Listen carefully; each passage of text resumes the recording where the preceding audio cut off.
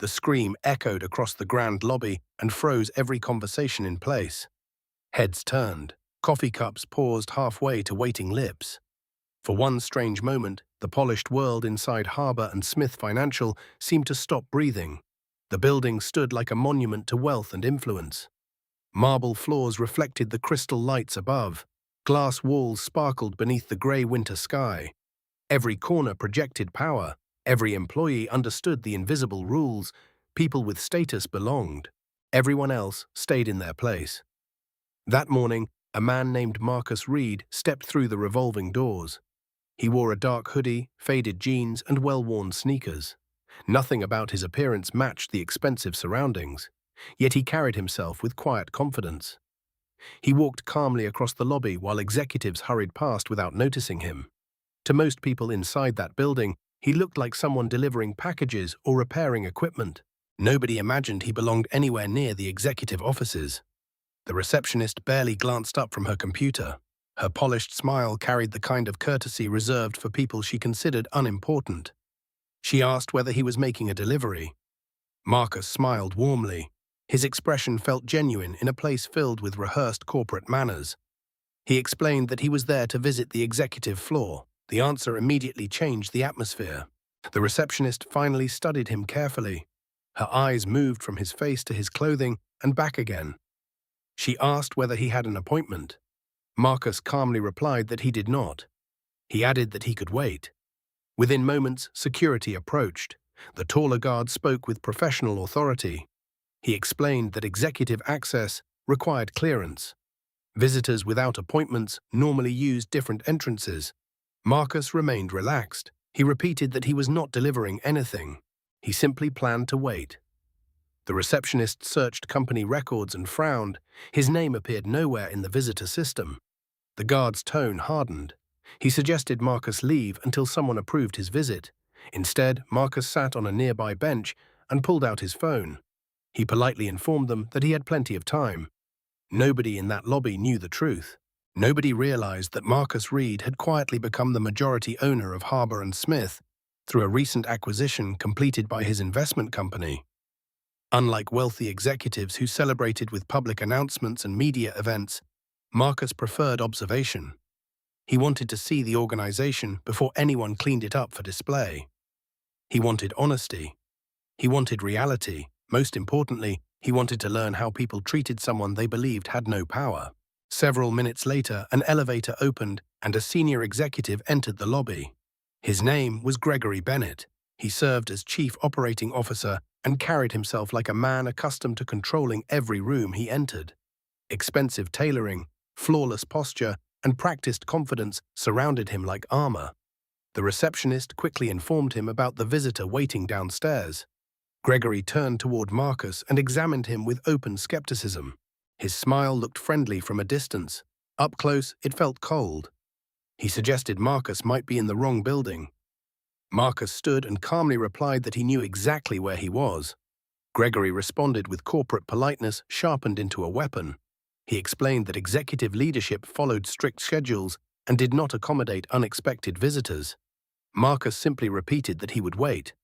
Gregory looked him over one final time. The message in his eyes was unmistakable. "You do not belong here." Then he walked away and quietly instructed security to monitor the visitor. Marcus watched everything. He noticed the reactions. He noticed who felt comfortable dismissing him. He noticed how quickly assumptions formed.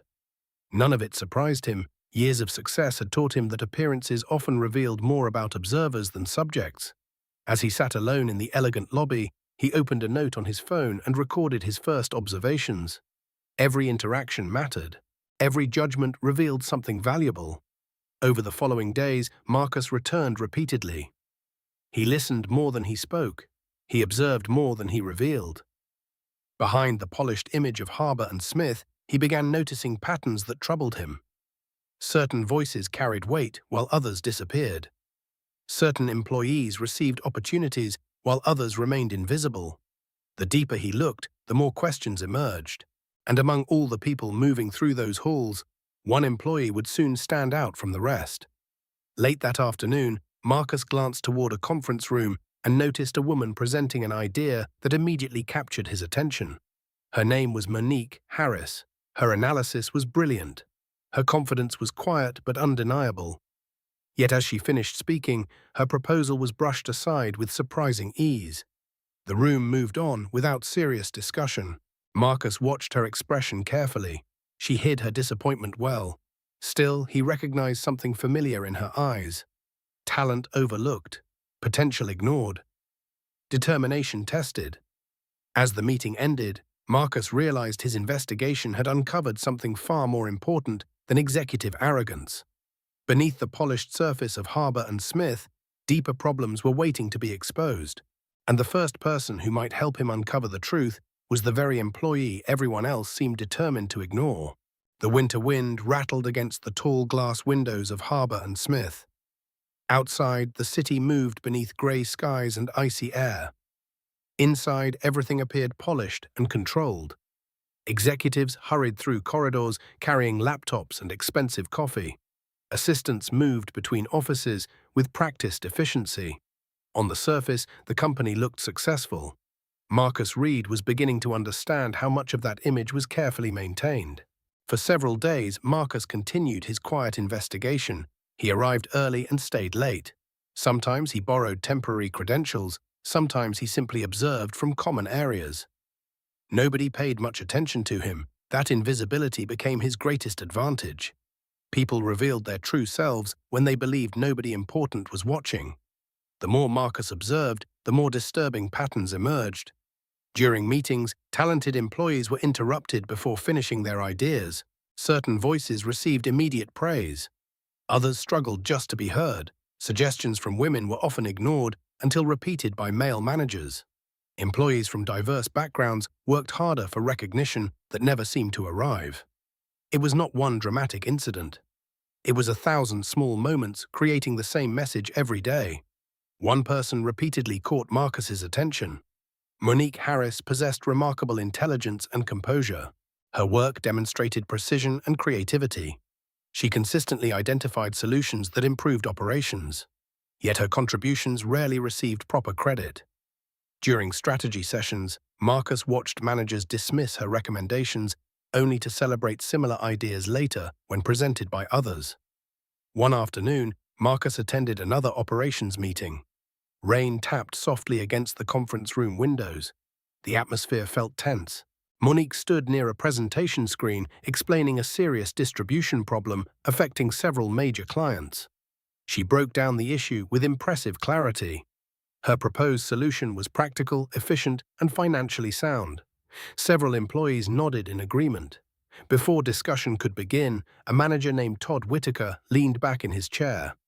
He thanked Monique for her effort and suggested they revisit the matter later. Then he quickly redirected attention toward a less effective proposal presented by one of his preferred team members. Within minutes, the room moved forward as though Monique had never spoken. Marcus watched frustration briefly flash across her face before disappearing beneath professional restraint. Later that day, he found her standing alone in the break room. The coffee machine hummed quietly beside them. Outside, snowflakes drifted across the darkening city skyline. Monique looked exhausted. Marcus introduced himself casually and complimented her presentation. She seemed surprised that anyone had noticed. Their conversation flowed naturally. Monique admitted that she often questioned whether her efforts mattered. She explained that many of her recommendations disappeared into endless discussions without implementation. Marcus asked how long she had worked at Harbour and Smith. 5 years, she answered. During that time, she had trained multiple employees who eventually became her supervisors. The statement lingered between them.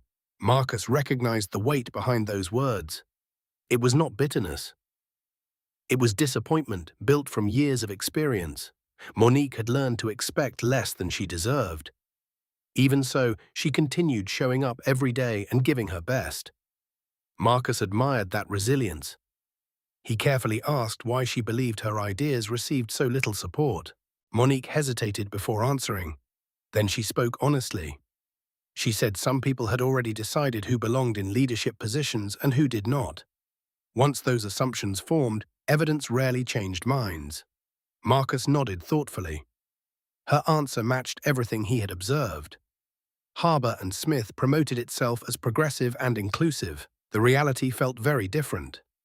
Behind corporate slogans and polished marketing campaigns, invisible barriers continued shaping careers. As their conversation ended, Monique studied Marcus curiously.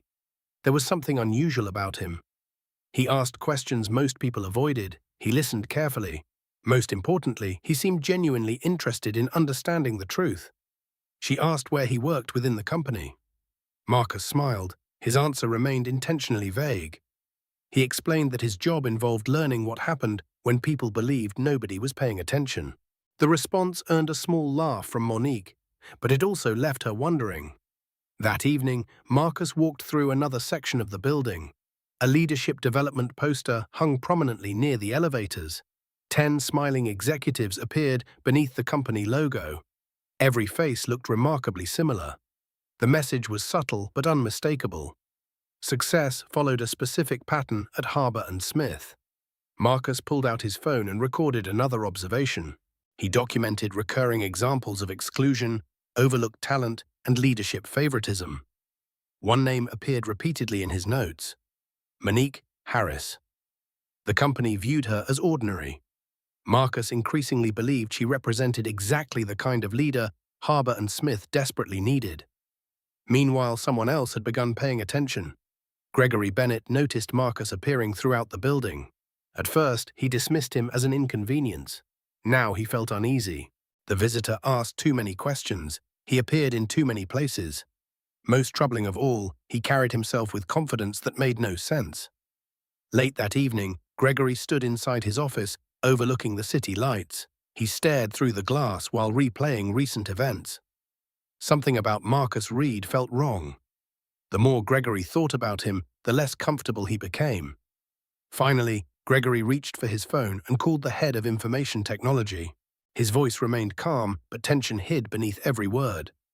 He wanted access logs reviewed. He wanted background checks performed. Most of all, he wanted answers. Because somewhere deep inside, Gregory Bennett had begun to fear that the man everyone dismissed as unimportant might be far more dangerous than anyone realized. And by the time the truth surfaced, Harbour and Smith might never be the same again. The following morning arrived under a blanket of cold rain. Grey clouds covered the skyline, casting long shadows across Harbour and Smith's towering headquarters. Employees rushed inside, carrying umbrellas and coffee cups, eager to escape the weather. The building buzzed with routine activity. Yet beneath the polished surface, tension was beginning to grow. Gregory Bennett sat in his corner office, staring at a report from the Information Technology Department. The city stretched behind him through floor-to-ceiling windows. Normally the view calmed him. Today it did nothing. His attention remained fixed on one name: Marcus Reed. The report raised more questions than answers. Access records showed unusual activity connected to internal systems. Someone had reviewed personnel information, operational reports, and acquisition documents. The actions were sophisticated. Whoever was responsible knew exactly where to look. Gregory tightened his grip around a pen. He called Charles Donnelly from Information Technology and demanded clarification. Charles explained that the activity appeared connected to elevated administrative permissions. The account did not belong to any known employee. Even worse, the permissions carried authority beyond most executive access levels. Gregory felt a knot form in his stomach. He ordered additional monitoring immediately. Every system log would be reviewed. Every unusual action would be flagged. He told himself he was protecting the company. In truth, he was protecting himself. Deep down, he feared someone was pulling back the curtain on things he preferred to keep hidden. While Gregory focused on Marcus, another target quietly emerged: Monique Harris. The next morning, she arrived at work expecting another busy day. Instead, she noticed something strange. Her recurring invitations to key operations meetings had vanished. Projects she normally supervised no longer appeared on her calendar. Several colleagues avoided eye contact when she greeted them. At first, she assumed it was an administrative mistake. Then human resources contacted her. A representative named Kelsey escorted her into a small conference room. The room felt colder than the rest of the building. Monique sat across from Kelsey and waited for an explanation. The representative appeared nervous. She explained that concerns had been raised regarding unauthorized information sharing. An internal review had been requested. Communication records, emails, and system access logs would be examined. For several seconds, Monique could not process what she was hearing. She asked who made the accusation. Kelsey avoided direct eye contact. The complaint originated from senior leadership. Monique's heart sank. Years of dedication suddenly seemed meaningless. One accusation threatened everything she had worked to build. Worse still, nobody appeared interested in hearing her side of the story.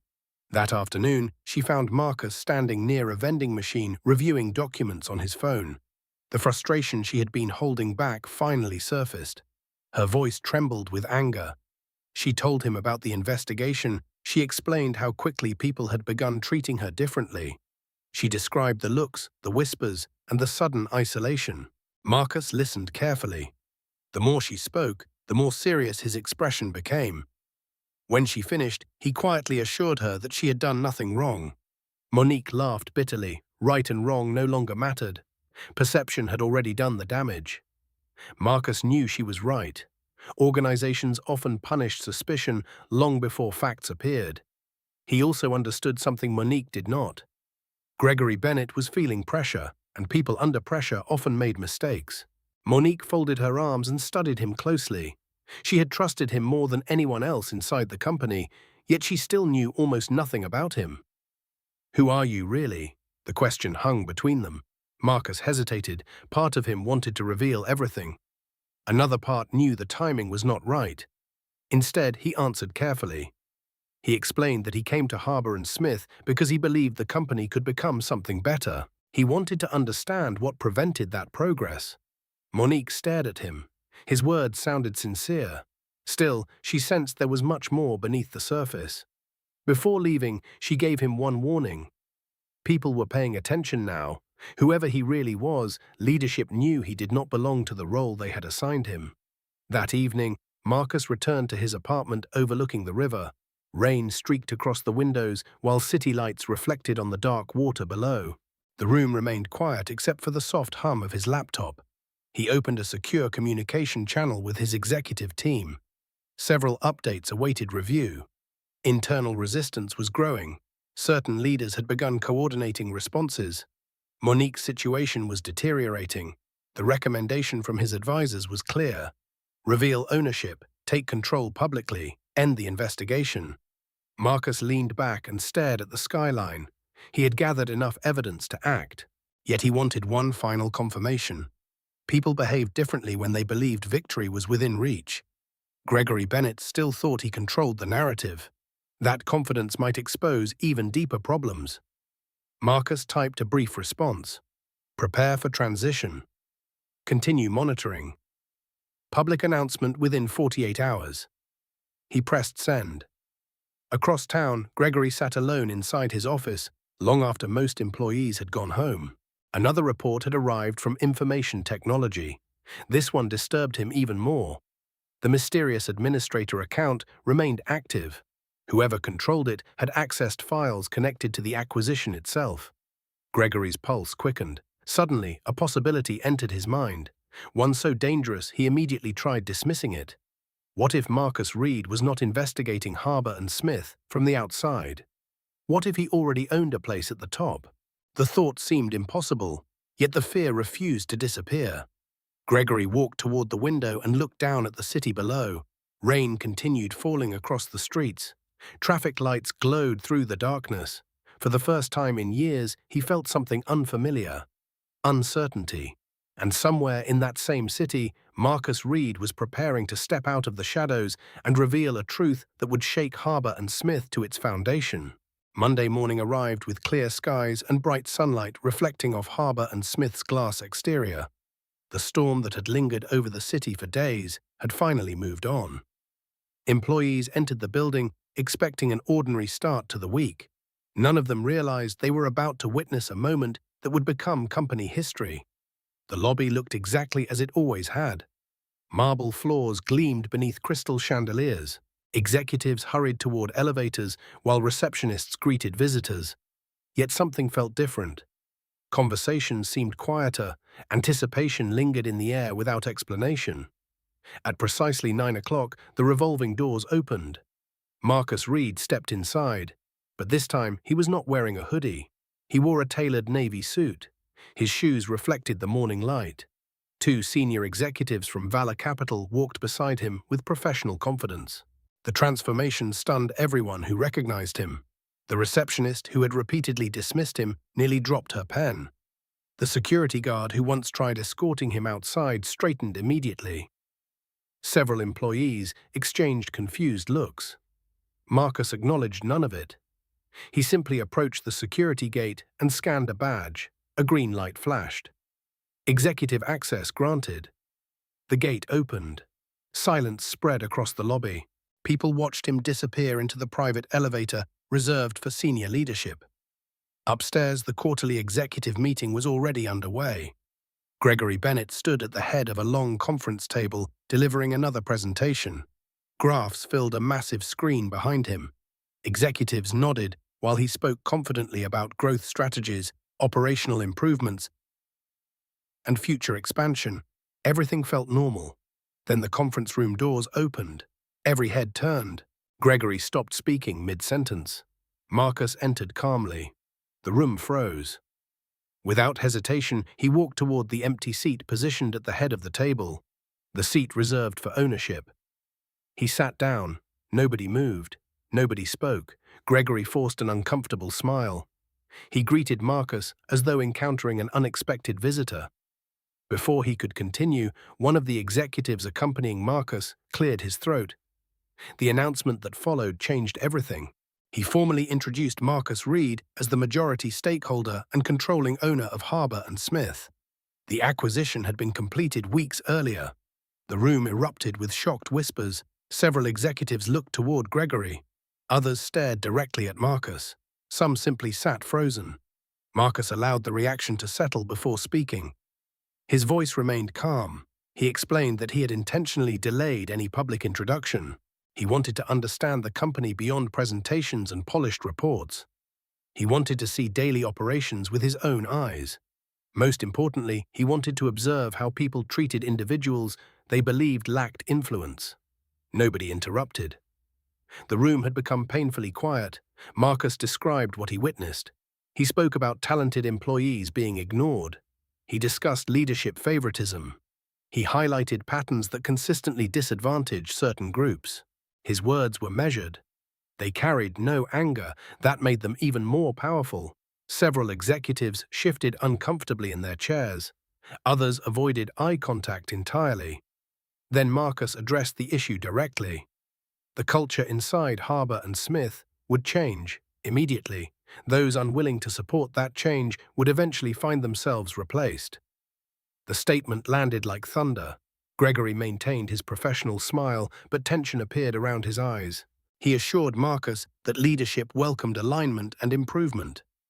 Marcus simply looked at him. The silence that followed felt heavier than any argument. For the first time since entering the company, Gregory appeared uncertain. When the meeting finally ended, executives exited quietly. Gregory followed Marcus toward the elevators. The hallway stood empty around them. He attempted a different approach. He claimed nobody knew who Marcus really was. He suggested misunderstandings had occurred. He implied things might have unfolded differently with proper introductions. Marcus listened patiently. Then he gave an answer Gregory would never forget. He explained that names and titles were irrelevant. The real issue was behavior. People revealed their character long before learning someone's status. Gregory had not misjudged an owner. He had revealed how he treated people he believed carried no power. The distinction struck harder than any accusation. Marcus stepped into the elevator. Just before the doors closed, he delivered one final observation. This had never been a surprise. It had been a test. The doors slid shut. Gregory remained standing alone in the hallway. For the first time in years, confidence began slipping away. Unfortunately, embarrassment did not inspire reflection. It inspired retaliation. Later that evening, Gregory locked himself inside his office with one of his closest allies on the board, a veteran director named Gavin Brooks. City lights glowed outside, while shadows filled the room. Gregory explained everything: the ownership reveal, the public humiliation, the threat to existing leadership. Gavin listened carefully. When Gregory finished, neither man discussed accountability. Instead, they discussed survival. The conversation quickly turned dangerous. They explored ways to delay reforms, ways to undermine Marcus's credibility, ways to influence board members before change gained momentum. As the discussion deepened, a more personal target emerged: Monique Harris. Gregory understood Marcus respected her. He understood her growing importance, and he recognized an opportunity. If Monique's reputation could be damaged, Marcus's judgment could be questioned alongside it. By the end of the meeting, a plan had formed. It relied on rumors, manipulation, and carefully manufactured doubt. Neither man realized they were making a critical mistake. They assumed Marcus had only uncovered part of the truth. In reality, he had already begun documenting far more than either of them suspected. And the deeper they pushed their scheme, the closer they moved toward exposing themselves completely. The following week began with tension hanging over Harbour and Smith like a gathering storm. Sunshine filled the city streets outside, but inside the company, uncertainty spread through every department. Employees sensed that something important had shifted. Leadership meetings ran longer. Closed office doors became more common. Conversations stopped whenever certain executives entered the room. Marcus Reed noticed everything. Since revealing his ownership, he had spent each day reviewing reports, meeting employees, and examining operational practices. The more information he gathered, the clearer the picture became. Harbour and Smith possessed extraordinary talent. Unfortunately, too many barriers prevented that talent from reaching leadership positions. Monique Harris continued performing her duties despite the pressure surrounding her. She remained professional, she stayed focused. Yet Marcus could see the toll recent events had taken. Colleagues who once greeted her warmly now seemed cautious. Invitations disappeared. Opportunities narrowed. The isolation was intentional. Meanwhile, Gregory Bennett quietly set his plan into motion. He never attacked directly. Instead, he relied on whispers. Questions began circulating throughout the company. Some employees wondered why Marcus appeared unusually interested in Monique's work. Others questioned whether favoritism influenced recent discussions. Nobody could identify where the rumors originated, yet they spread with remarkable speed. Within days, people who had never spoken to Monique suddenly held opinions about her. The situation worsened when several of her projects underwent unexpected review. Committees questioned recommendations that had previously received approval. Financial models faced repeated audits. Managers demanded additional documentation for routine decisions. Each obstacle seemed minor by itself. Together, they formed a deliberate campaign. Monique understood exactly what was happening. What hurt most was not the criticism. It was the realization that years of proven performance could be overshadowed by a carefully planted narrative. One afternoon, she entered a budget review meeting, expecting to discuss logistics improvements. Instead, Gregory presented revised financial projections that appeared connected to her department. The numbers looked wrong immediately. Expenses had increased unexpectedly. Forecasts contained inconsistencies. Timelines no longer matched operational realities. Monique spoke up. She explained that those figures differed from her original reports. Gregory responded with practiced concern. He suggested the discrepancies originated from files associated with her employee profile. The room grew quiet. Several executives exchanged uncertain glances. Monique felt her pulse accelerate. She knew those numbers were inaccurate. More importantly, she knew she had never approved them. Yet the documents appeared authentic. By the end of the meeting, suspicion had already taken root. The next morning, Human Resources contacted her again. This time, the allegations were more serious.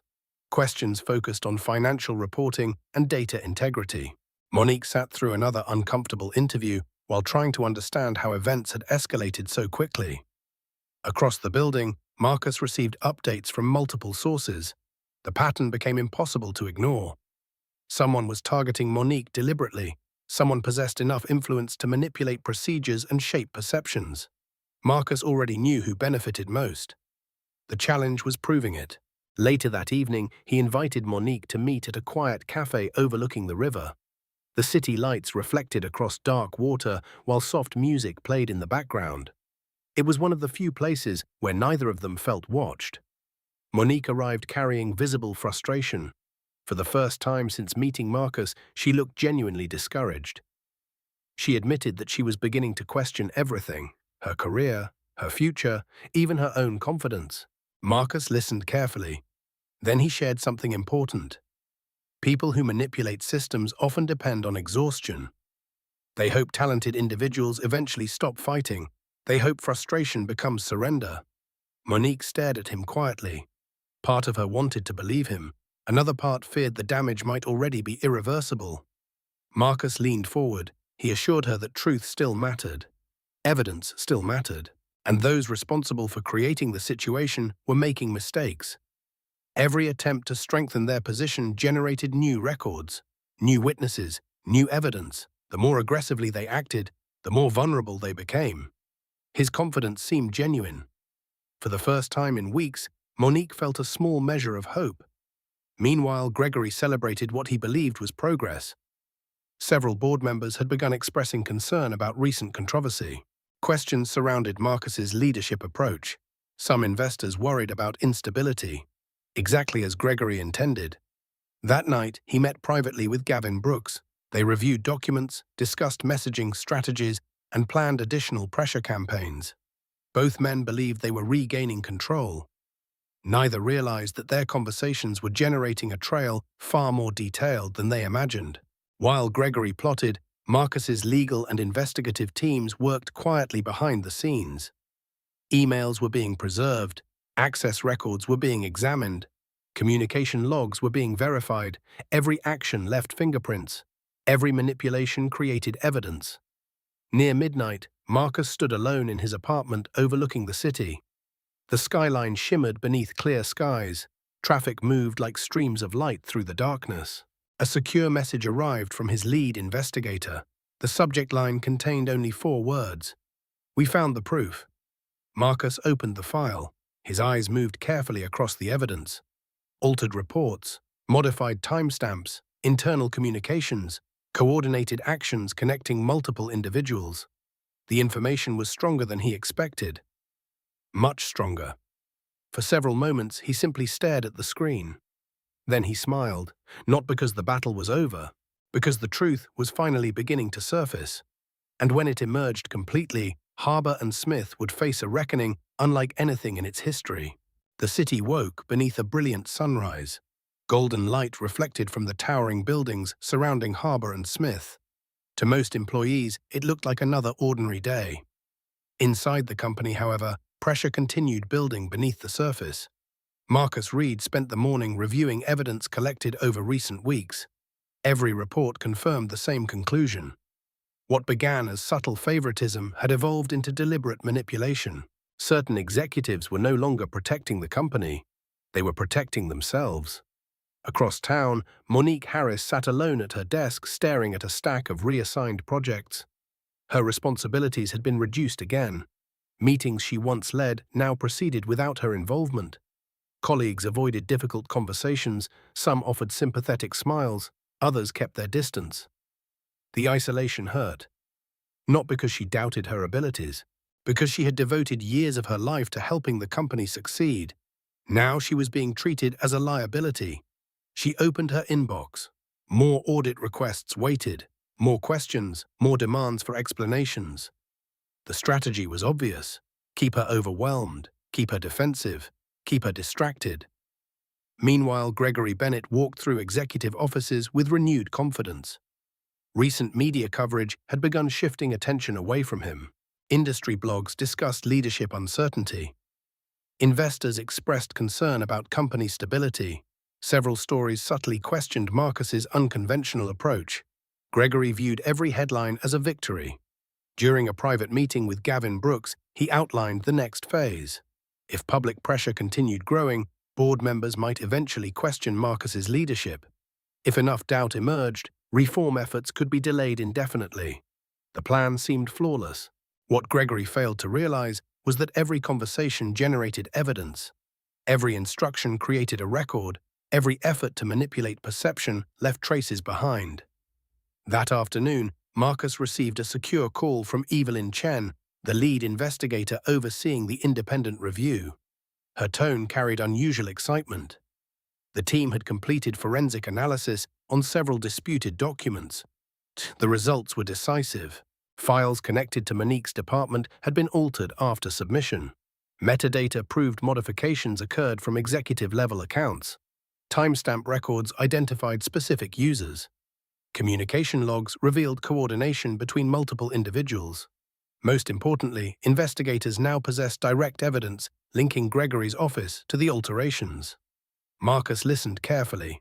Months of speculation had become verifiable fact. The truth was no longer hiding.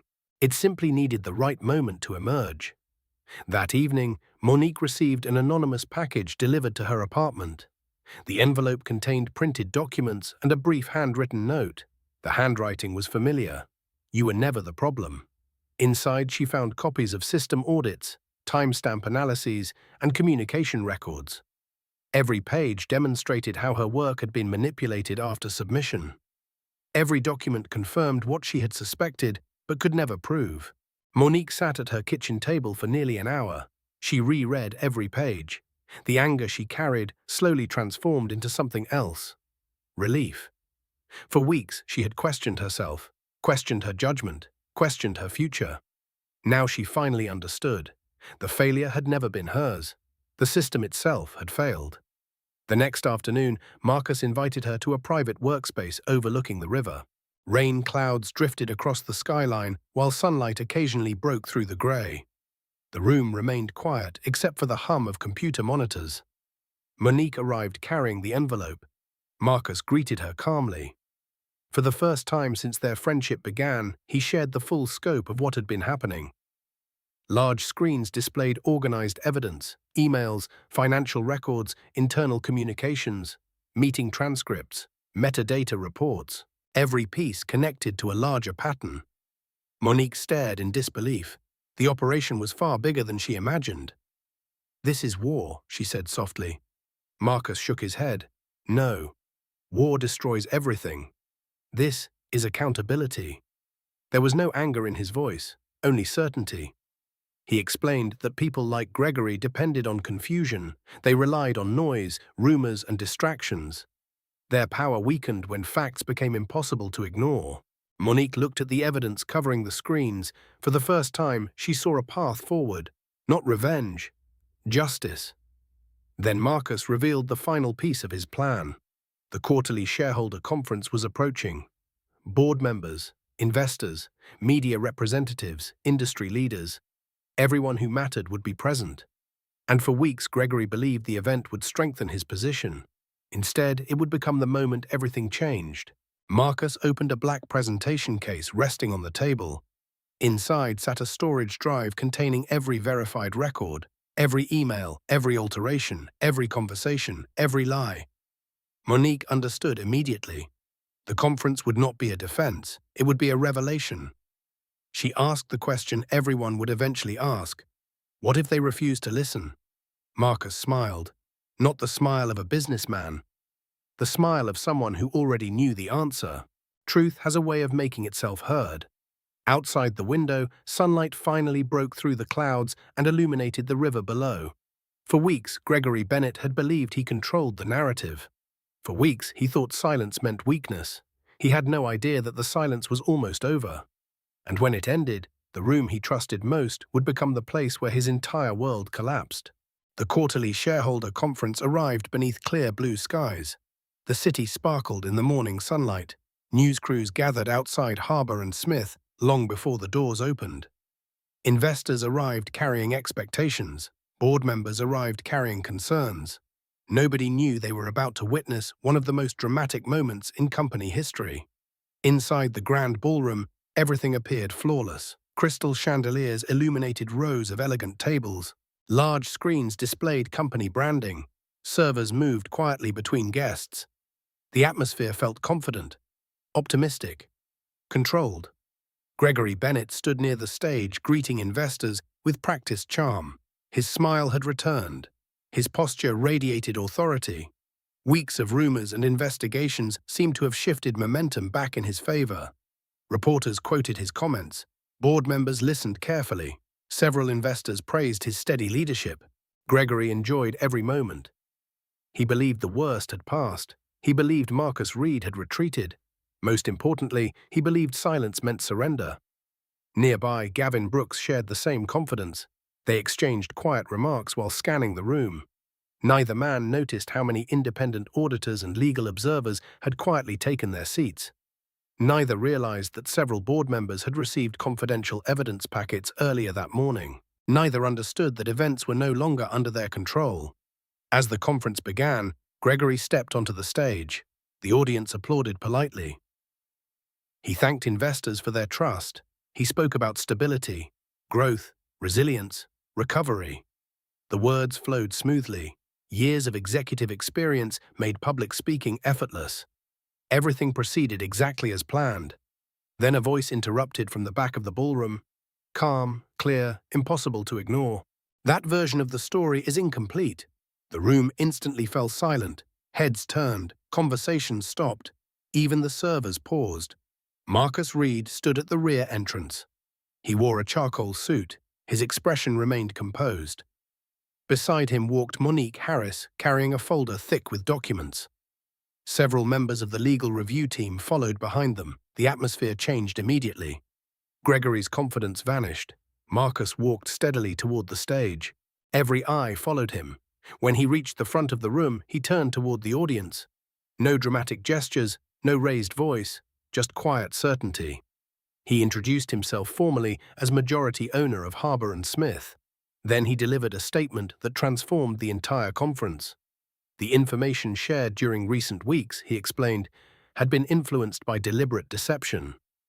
What followed would be supported by verified evidence. Nothing more, nothing less. The giant screens behind him came alive. Not with financial projections, not with marketing slides. Evidence. Emails appeared first. Internal communications discussing efforts to delay company reforms. Private conversations describing strategies to undermine leadership. Messages coordinating misinformation campaigns. The audience watched in stunned silence. Then came audit reports, timestamp records, metadata analyses, system access logs, independent forensic reviews. Every document supported the same conclusion. Monique's reports had been altered after submission. Records had been manipulated. False narratives had been created. And the alterations traced directly back to executive offices. A murmur spread across the ballroom. Board members began reviewing documents handed to them by legal representatives. Several investors exchanged shocked looks. Reporters typed furiously. Gregory remained frozen. His carefully constructed image was beginning to crack. Marcus continued. His voice remained steady. He explained that this situation was never about one employee. It was never about personal conflict. It was about culture. It was about accountability. It was about the difference between leadership and control. Then Monique stepped forward. For weeks, people had spoken about her. Now she spoke for herself. She described years of overlooked contributions, years of watching talented colleagues receive fewer opportunities despite exceptional performance, years of remaining professional while others benefited from favoritism. The room listened carefully, not because she raised her voice, because her words carried undeniable truth. Several employees sitting near the back quietly wiped tears from their eyes. They recognized their own experiences in her story. The atmosphere shifted again. This was no longer a corporate dispute. It had become something much larger. Marcus then revealed the most damaging evidence yet. Private communications between Gregory and Gavin discussing efforts to influence board decisions, plans to delay reforms, strategies to damage reputations, coordinated attempts to manufacture doubt. The documents were authentic, verified, impossible to dismiss. For the first time all morning, Gregory attempted to respond. He rose from his seat. His voice lacked its usual confidence. He questioned interpretations. He challenged motives. He suggested misunderstandings. But every argument collapsed beneath documented evidence. The room no longer viewed him as a leader defending himself. They saw a man struggling against facts. Marcus allowed the silence to settle. Then he spoke one final time. Leadership is not measured by titles. It is measured by responsibility. When people use authority to silence others, they weaken every institution they touch. Today is not about punishment. It is about truth. The ballroom remained completely silent, not because nobody had anything to say, because everyone understood what was coming next. And as board chairwoman Ruth Ellison slowly rose from her seat, Gregory Bennett realized that the battle he thought he controlled was already over. The silence inside the ballroom felt heavier than any speech. Investors sat motionless. Reporters stopped typing. Even the staff members standing along the walls seemed frozen. The evidence displayed across the giant screens had changed everything. Board chairwoman Ruth Ellison slowly stepped forward. She had spent decades leading organizations through crises, acquisitions, and public controversies. Very little surprised her anymore. Yet the information presented that morning had clearly shaken even her confidence. She adjusted her glasses and looked directly at Gregory Bennett. Her voice remained calm, firm, unmistakable. She instructed him to step away from the microphone immediately. Gregory opened his mouth to protest. Ruth did not allow him to continue. The request became an order. For several seconds, nobody moved. Then Gregory slowly stepped back. The shift in power was impossible to ignore. Moments earlier, he had controlled the room. Now he stood alone beneath the weight of overwhelming evidence. Ruth turned toward the board members. One by one, they reviewed the independent reports distributed before the meeting.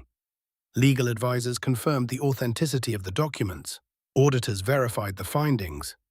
Investigators answered questions. Every review reached the same conclusion. The evidence was legitimate. The manipulation was real. The damage was extensive. After a brief discussion, Ruth called for a vote. The result came quickly, unanimous. Gregory Bennett's employment was terminated immediately pending further legal review. A collective gasp moved through the ballroom. Several reporters rushed toward exits to file breaking stories.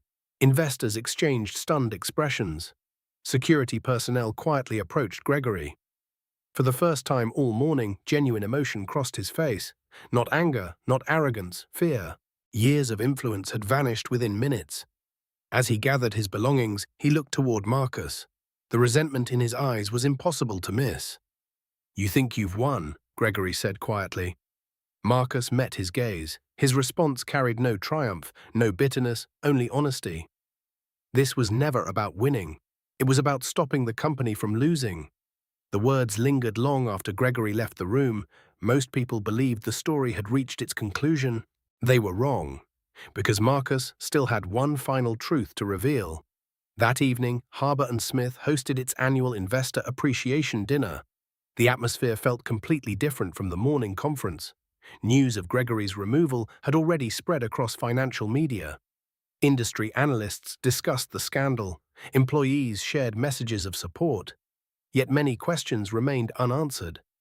Chief among them was one simple mystery. Why had Marcus chosen Harbour & Smith in the first place?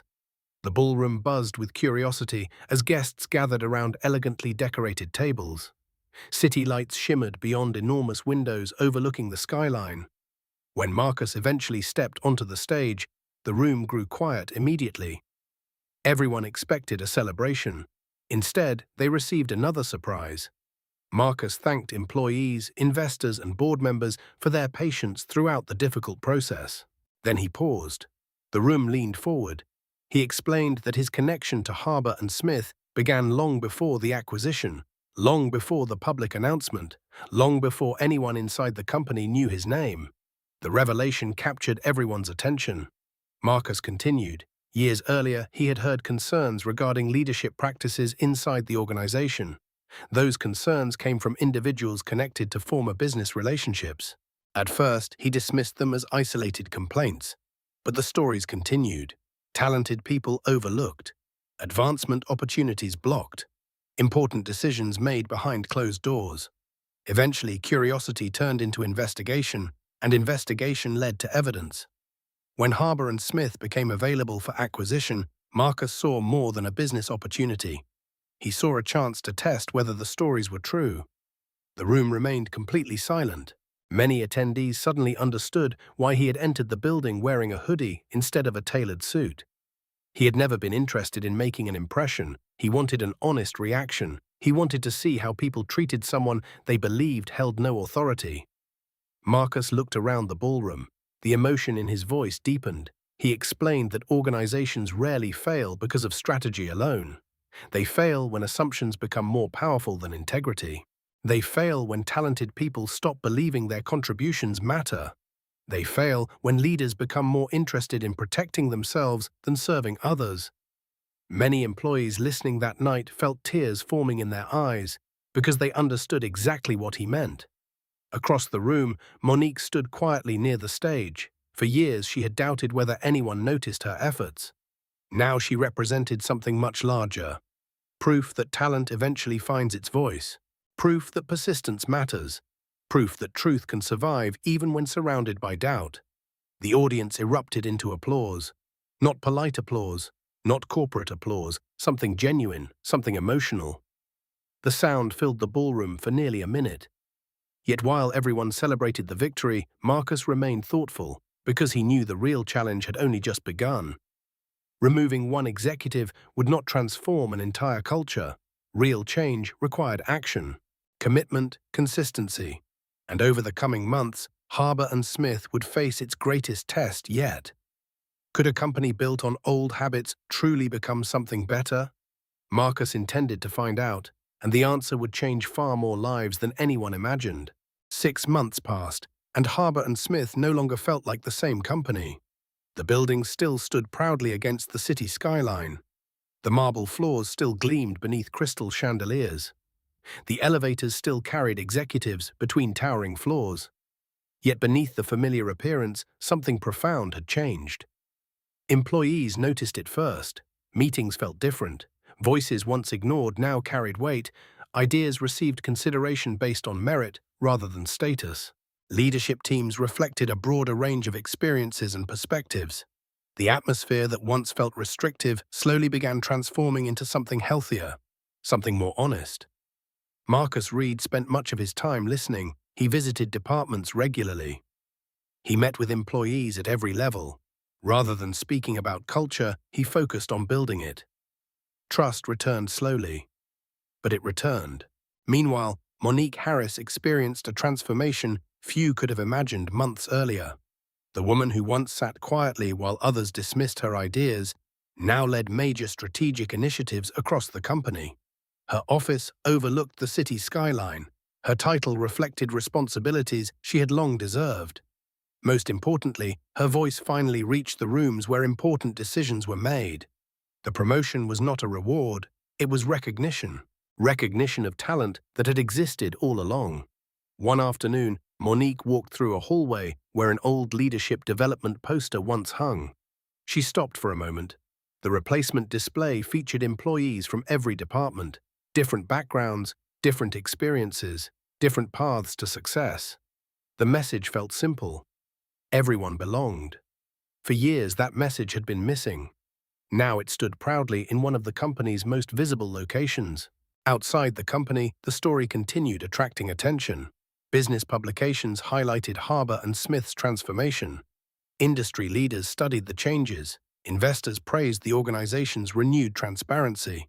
Many expected financial instability after the scandal. The opposite occurred. Performance improved, employee retention increased, innovation accelerated. Clients expressed greater confidence. The lesson became impossible to ignore. Integrity was not an obstacle to success. It was the foundation of it. Not everyone celebrated. Gregory Bennett disappeared from public view. Rumors circulated about consulting work, legal meetings, and attempts to rebuild his career elsewhere. Nobody knew exactly where he ended up. Most employees stopped wondering. Because the story had never truly been about Gregory. It had always been about the people affected by his decisions, the individuals who remained behind, the people finally receiving opportunities they earned. One evening, Marcus received a message from an employee he had never met. The note was brief. The writer explained that they once considered leaving Harbour and Smith. They believed advancement would never happen, regardless of effort. Recent changes convinced them to stay. Marcus read the message several times. Then he placed his phone aside and stared out his office window. The city lights stretched across the horizon. Traffic moved through the streets below. Some victories never appeared in headlines. Some victories arrived quietly. A chance, a promotion, a renewed sense of possibility. Those victories mattered most. A few days later, Harbour and Smith hosted an internal celebration honoring employees who had helped guide the company's transformation. The event filled the rooftop terrace overlooking the skyline. Music drifted through the evening air. Laughter echoed between groups of colleagues. For many employees, it was the first company gathering that genuinely felt inclusive. As the event continued, Monique found Marcus standing alone near the edge of the terrace. The wind moved gently across the rooftop. City lights reflected in the glass buildings surrounding them. For several moments, neither spoke. They simply enjoyed the view. Finally, Monique broke the silence. She asked the question that had lingered in her mind for months. "Why did you wait so long?" Marcus smiled softly.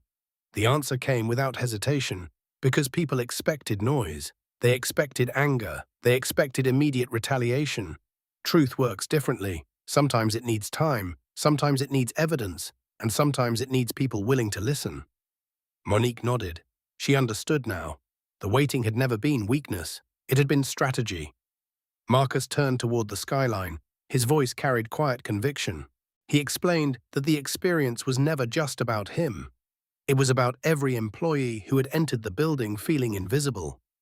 Every person told directly or indirectly that they did not belong.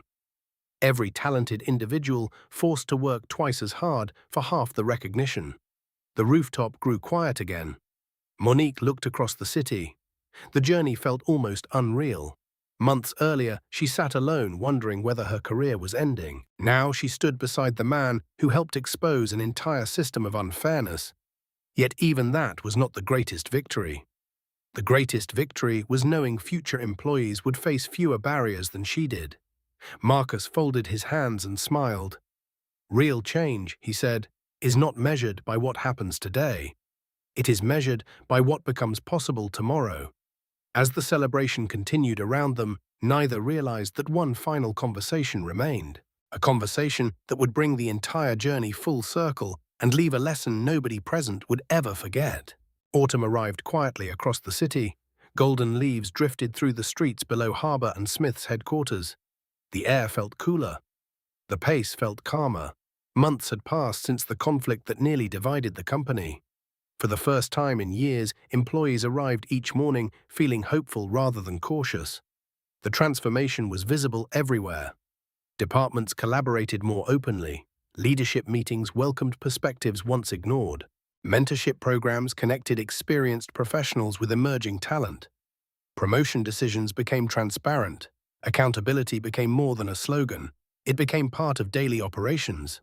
Marcus Reed never viewed these changes as personal victories.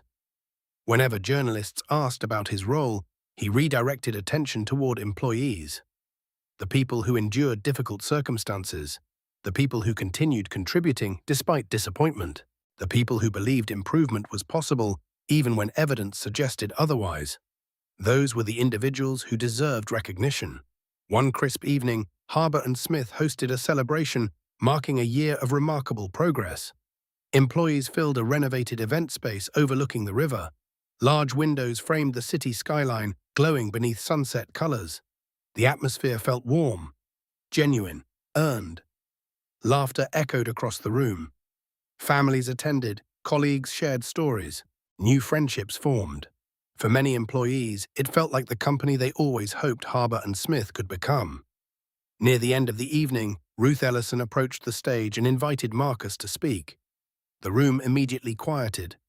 Hundreds of faces turned toward him. Some knew the full story, others only knew parts of it. All of them understood his leadership had changed the organization's direction. Marcus stood before the audience for several moments without speaking. He looked around the room, at the employees, at their families, at the future leaders sitting among them. When he finally spoke, his voice carried quiet emotion. He admitted that many people viewed the previous months as a story about ownership, or power, or corporate reform. But that interpretation missed the deeper lesson. The journey was really about dignity. Every person who enters a building deserves respect, not because of wealth, Not because of a title, not because of influence, because dignity belongs to everyone. The room remained silent. Many employees lowered their eyes as his words settled around them. Marcus continued. He described the first day he entered Harbour and Smith wearing a hoodie. The assumptions, the dismissive glances, the invisible barriers. He explained that the experience revealed something important. People often judge value before learning character. They judge appearance before learning capability. They judge status before learning humanity. Those judgments damage individuals, but they also damage organizations, because every overlooked person represents lost potential. Across the room, Monique listened carefully. The journey had changed her as well. She no longer questioned whether her voice mattered. She no longer doubted her place at the table. The confidence she carried now came not from a title, but from experience. She survived the storm, and she emerged stronger because of it. After the applause faded, employees gathered throughout the venue sharing conversations and memories. Later that evening, Monique joined Marcus outside on a balcony overlooking the river. The city lights reflected across the water. A cool breeze drifted through the night. For a while, they simply enjoyed the view. Then Monique smiled. She reminded Marcus of their first conversation near the break room coffee machine. Back then, she had no idea who he really was. Neither did anyone else. Marcus laughed softly. Neither did they, he replied. That was the point. Monique nodded. Then she asked one final question. After everything that happened, was it worth it? Marcus looked out across the skyline. He thought about the employees who stayed, the careers that changed, the opportunities that finally opened, the culture that slowly improved. His answer came without hesitation. Yes, because real success is not measured by what you build for yourself. It is measured by what becomes possible for others. The words lingered between them. Simple, honest, true. As the evening drew to a close, employees began leaving the celebration. Carrying more than memories, they carried a lesson. Never assume someone's worth based on appearance. Never underestimate quiet determination. Never confuse authority with leadership. And never believe that integrity is powerless. Because one person willing to stand for truth can change an entire organization. Marcus Reed entered Harbour and Smith as someone everyone overlooked. Monique Harris spent years being underestimated. Together, they proved that courage often arrives in unexpected forms. They proved that fairness is worth fighting for.